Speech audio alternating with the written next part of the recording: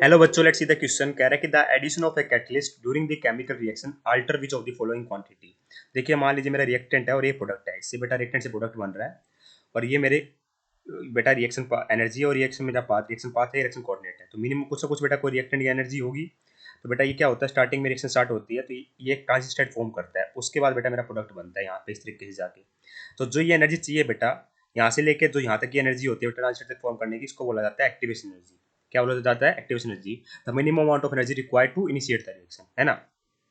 तो देखिए, अगर हम कैटलिस्ट यूज कर देंगे तो पूछ रहा है क्या होगा। तो कैटलिस्ट क्या करता है बेटा, कैटलिस्ट करता है बेटा लोअर्स दी एक्टिवेशन एनर्जी। कैटलिस्ट क्या करता है बेटा, लोअर्स दी एक्टिवेशन एनर्जी।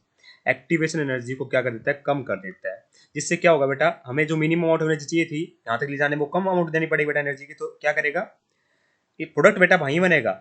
ये क्या बेटा, विद कैटलिस्ट कर दिया हमने। विद कैटलिस्ट कर दिया तो बेटा एक्टिवेशन एनर्जी की अमाउंट क्या होगी बेटा, कम होगी।